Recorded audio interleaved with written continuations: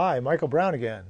Welcome back to Educator.com's Adobe Photoshop CS6 course.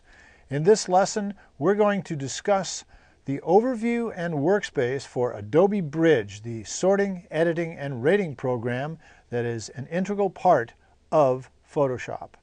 In the previous lesson on how to learn Photoshop, I told you that Photoshop is really three separate programs: Bridge, the sorting, editing, and rating program; Camera Raw, the non-destructive preliminary work on your pictures program; and then Photoshop, the big dog. So the first thing you have to do is get your images into the computer, sort them, find the best ones, and then get them out of there and work on them. And that is Adobe Bridge.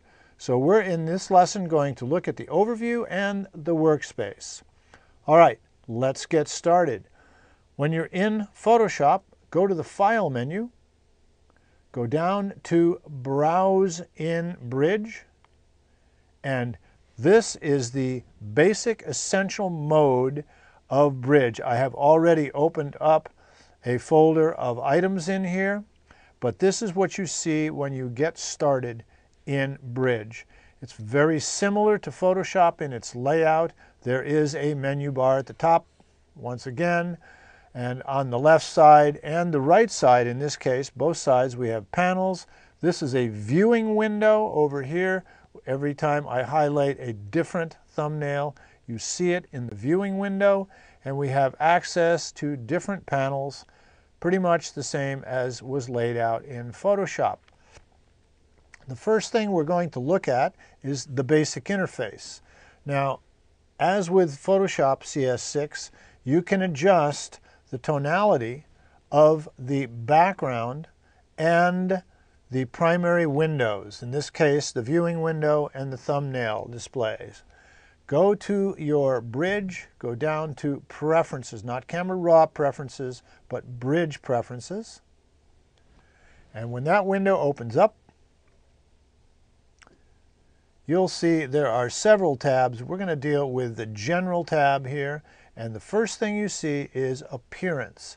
And this actually works a little slicker than Photoshop. You have the option of the 4 different presets for viewing. I personally like this one here. But you also have additional control for the interface brightness. And you notice how that's working separately from the viewing windows. So you can fine-tune whatever tonality you like. I happen to still like that. And the image backdrop itself for the viewing and thumbnail windows, you can adjust those separately to whatever tonality you wish.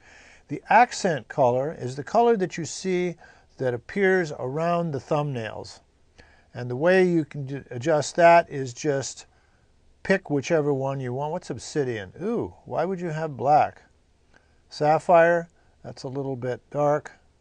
Amber, yellow works pretty good, but I like the emerald. The default was the kind of a blue tone. It's dark, but this way with emerald, notice the buttons and the surrounding areas are very, very visible. Okay, that's how you adjust your interface. Same way as with Photoshop. So, we've talked about the basic interface. That takes care